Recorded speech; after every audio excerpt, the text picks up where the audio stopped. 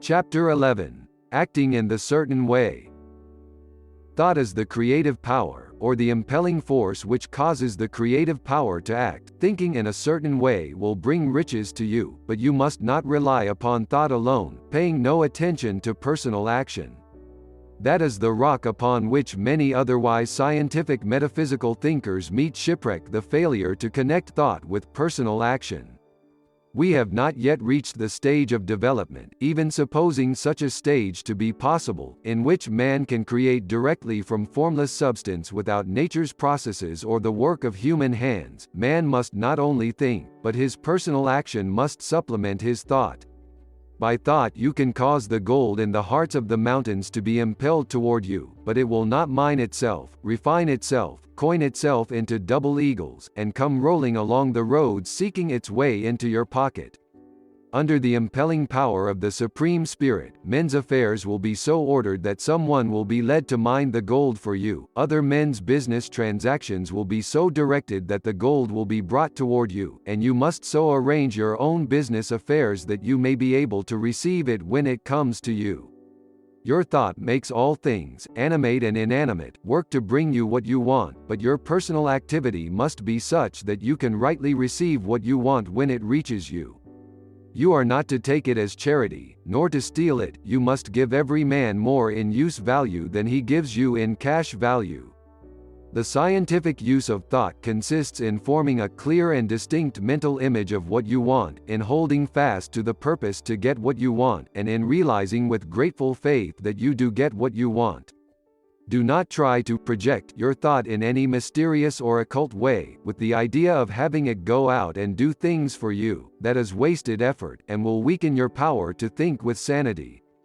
The action of thought in getting rich is fully explained in the preceding chapters. Your faith and purpose positively impress your vision upon formless substance, which has the same desire for more life that you have, and this vision, received from you, sets all the creative forces at work in and through their regular channels of action, but directed toward you.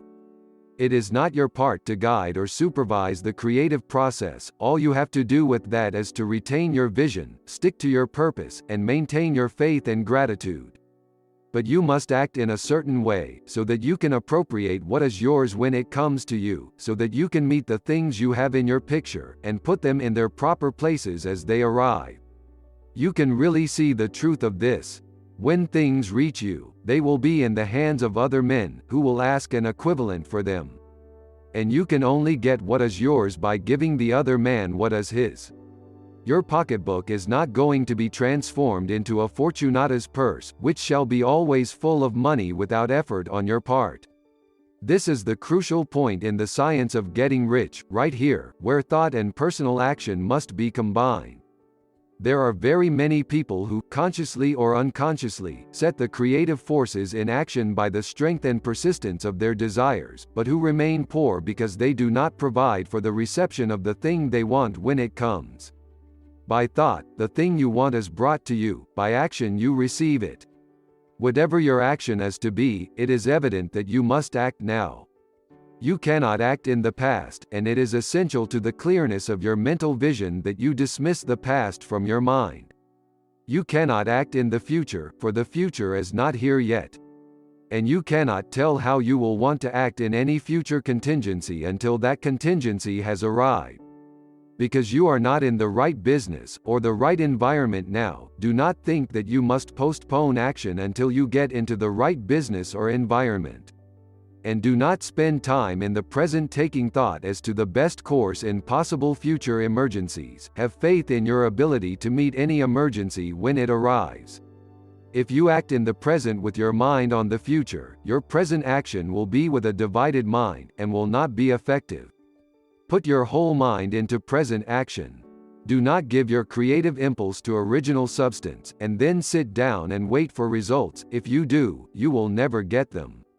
Act now. There is never any time but now, and there never will be any time but now.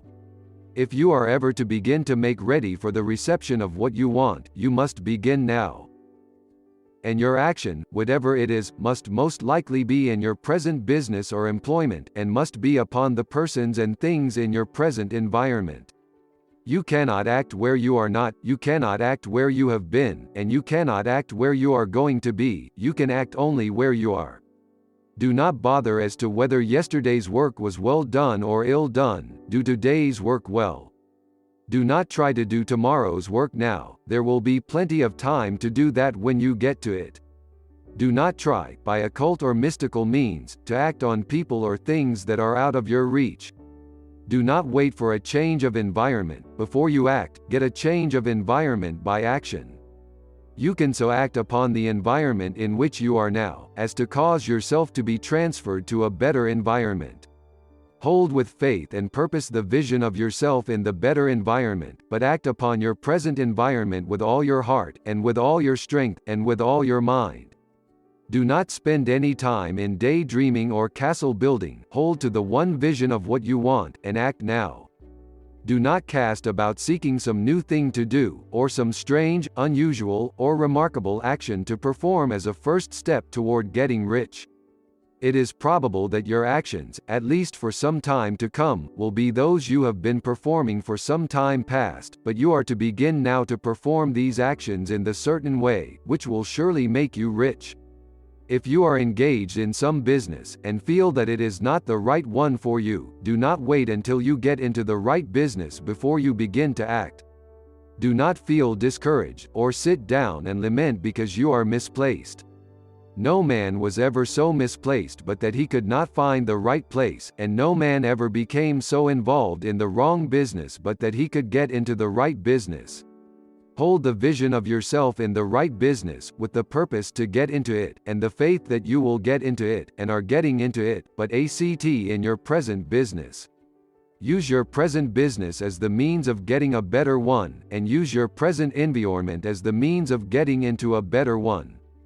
Your vision of the right business, if held with faith and purpose, will cause the Supreme to move the right business toward you, and your action, if performed in the certain way, will cause you to move toward the business.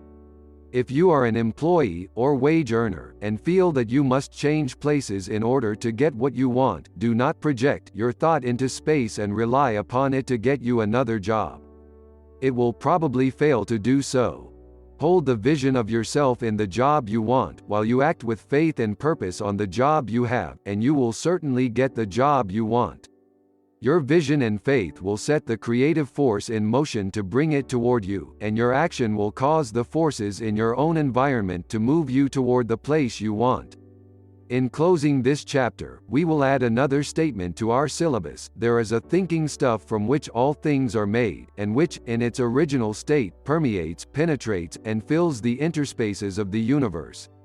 A thought, in this substance, produces the thing that is imaged by the thought.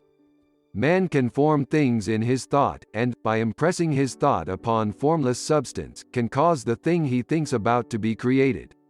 In order to do this, man must pass from the competitive to the creative mind. He must form a clear mental picture of the things he wants, and hold this picture in his thoughts with the fixed purpose to get what he wants, and the unwavering faith that he does get what he wants, closing his mind to all that may tend to shake his purpose, dim his vision, or quench his faith. That he may receive what he wants when it comes, man must act now upon the people and things in his present environment.